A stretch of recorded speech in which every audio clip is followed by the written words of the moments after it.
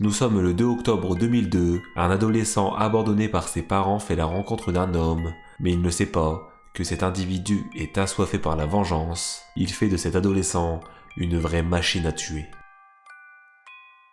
Eh bien salut tout le monde, nous voici aujourd'hui pour une nouvelle histoire. Je sors des vidéos tous les dimanches à 18h sur des histoires vraies. Si ce genre de contenu vous plaît, n'hésitez pas à vous abonner, et sans plus attendre, c'est parti. John Allen Mohamed, né le 21 décembre à Baton Rouge en Louisiane. Son enfance n'a pas été des meilleures.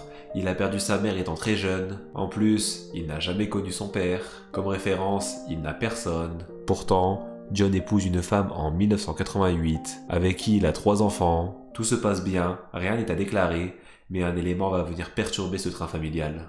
Notre homme fait partie de la garde nationale en Louisiane. Il obtient même certains grades assez hauts comme celui de sergent. Durant son entraînement militaire, il fait preuve d'une grande habileté avec les armes et fait partie des meilleurs tireurs de son groupe. Mais un jour, comme à son habitude, il rentre de mission et son comportement n'est plus le même.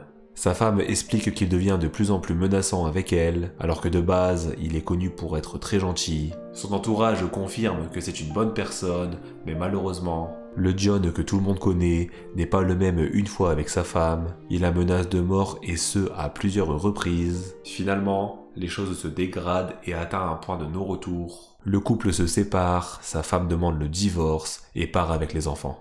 Mais cette décision ne plaît pas du tout à John. En 1999, il part illégalement avec les enfants sur l'île d'Antigua dans les Caraïbes. D'ailleurs, c'est là-bas qu'il fera la rencontre de Lee Boy Malvo. C'est un adolescent de 14 ans. Ce jeune homme est abandonné par ses parents, mais John s'en occupe et le prend sous son aile.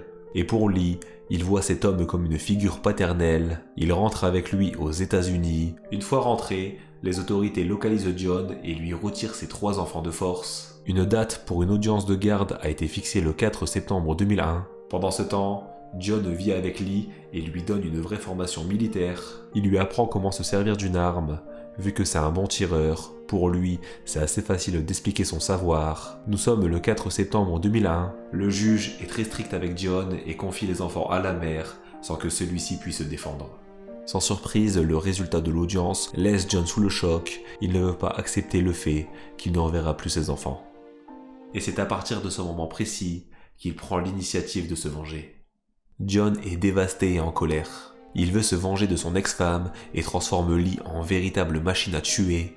Pendant quelques mois, Lee Malvo est scolarisé normalement, mais tous les soirs après les cours, il reçoit une formation atypique, celle d'un tireur d'élite. 1 à 2 fois par semaine, notre jeune homme est emmené au stand de tir. À côté de ça, John lui offre des jeux vidéo qui sont également basés sur le tir, et avec ces informations, on peut deviner que la suite est loin d'être joyeuse. Nous sommes le 16 février 2002, soit 2 jours avant le 17e anniversaire de Lee. John lui fait une requête très spéciale. Il lui demande d'abattre un ami de son ex-femme avec qui il ne s'entend pas du tout. Le jeune homme prend les directives, saisit une arme et se dirige vers la maison en question. Une fois devant la porte, il sonne, la porte s'ouvre, mais devant lui, c'est une femme d'une 20aine d'années. Même si ce n'est pas la personne recherchée, Lee prend son arme, appuie sur la détente, et d'une balle, il abat sa victime et effectue son premier meurtre. Après ça, pour ne pas se faire prendre, les deux vont partir du côté de Washington, et c'est là-bas que démarre la folie meurtrière de John Mohamed et de Lee Malvo. Nous sommes le 2 octobre 2002, notre duo se balade et recherche des victimes potentielles. La méthode est simple, pendant que John conduit la voiture, Lee est caché dans le coffre. Il est équipé d'une arme AR-15 avec une lunette de visée, et dès qu'une cible est repérée, il ouvre le coffre, le met en joue, tire et referme le coffre. Leur première cible est un jardinier de 39 ans. James est réputé pour être très souriant. Il passe la tondeuse sur une avenue. En parallèle, il ne se doute pas que Lee Malvo le surveille à travers la lunette de son arme. Il contrôle sa respiration et une fois que John lui donne le feu vert, il appuie sur la détente. La tondeuse à gazon continue d'avancer. James, lui, s'effondre au sol. La balle s'est logée entre son omoplate gauche et sa colonne vertébrale. Malgré l'arrivée rapide des urgences, il décède à l'hôpital quelques heures plus tard. Malgré cet acte horrible, personne ne s'imagine que les 3 prochaines semaines seront bien pires encore. Nous sommes le 3 octobre, soit le lendemain de la première attaque. Dans une station essence, un homme fait le plein de son réservoir, mais il est pris pour cible par notre duo. La voiture est cachée derrière les buissons, un coup de feu retentit.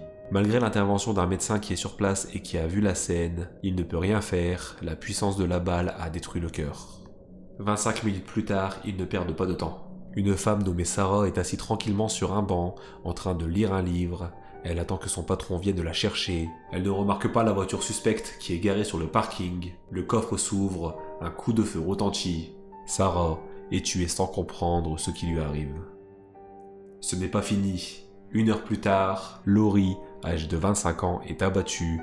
Elle passait l'aspirateur dans sa voiture dans une station-service. Elle n'avait rien demandé à personne. Ça commence à faire beaucoup, mais malheureusement ce n'est pas encore fini. 11 heures plus tard, c'est Pascal, 72 ans, qui est abattu. Il marche tranquillement et se promène. Il ne voit pas le coffre de la voiture s'ouvrir. Il reçoit une balle en pleine tête. Il décède sur le coup. 5 personnes ont déjà été tuées dans la même journée.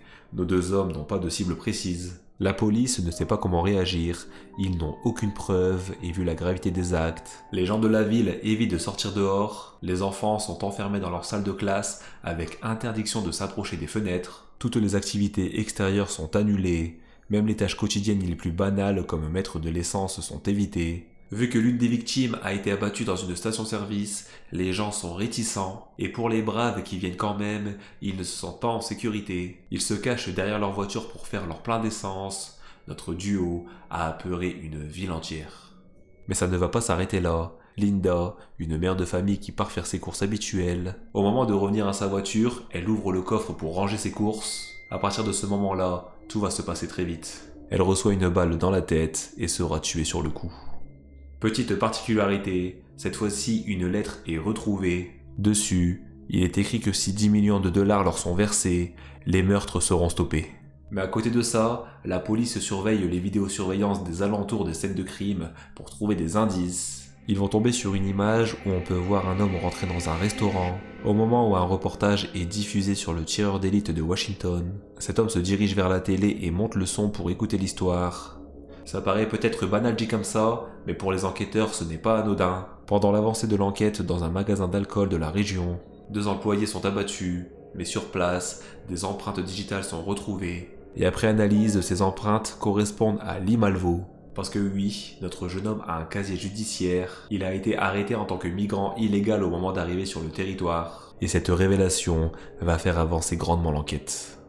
Nous sommes le 22 octobre 2002, un chauffeur de bus, Conrad Johnson, refuse de tomber dans la psychose et continue à faire son travail en rassurant les passagers effrayés. Il a 35 ans, une femme et 2 enfants. Il part travailler normalement.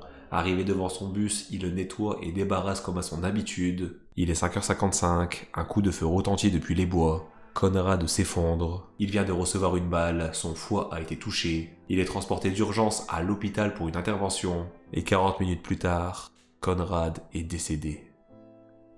Sa famille dit de lui que c'était un homme bon, avec le cœur sous la main. Il était toujours le premier pour aider son entourage. Sa famille ne s'en remettra jamais.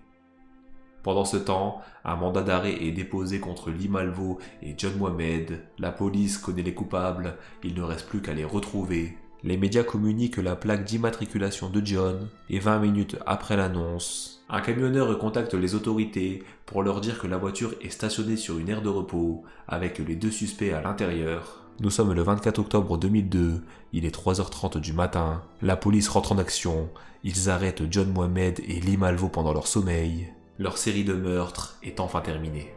La voiture est minutieusement fouillée par la police, des preuves sont trouvées, il y a les armes utilisées. Ils vont trouver une carte avec la liste des personnes abattues, mais aussi là où ils prévoyaient leur futur meurtre. En plus de cela, l'ADN retrouvé sur le fusil est le même que celui trouvé sur la lettre qui réclamait les 10 millions. Les 2 sont emmenés au tribunal, et après débat, l'élément déclencheur serait l'enlèvement des enfants de John Mohamed. Pourquoi avoir tué des innocents qui n'avaient aucun lien avec la situation? De plus, même si c'est lui le cerveau de cette affaire, il a commis aucun meurtre de ses propres mains. De l'autre côté, pour Lee Malvo, certains psychologues précisent que s'il a tué, c'est uniquement parce que John le voulait. Pour lui, c'était comme le père qu'il n'a jamais eu, il l'idolâtrait à tel point qu'il pouvait tout faire pour lui. Lee Malvo a 17 ans, il risque la peine de mort mais le juge a pris sa décision et notre jeune homme est condamné à la prison à vie. Pendant ce temps, pour John Allen Mohamed, Personne ne peut prouver qu'il a appuyé lui-même sur la gâchette, il est poursuivi en tant que cerveau de cette affaire, c'est quand même lui qui a armé notre adolescent de 17 ans en lui donnant ainsi le pouvoir d'enlever la vie.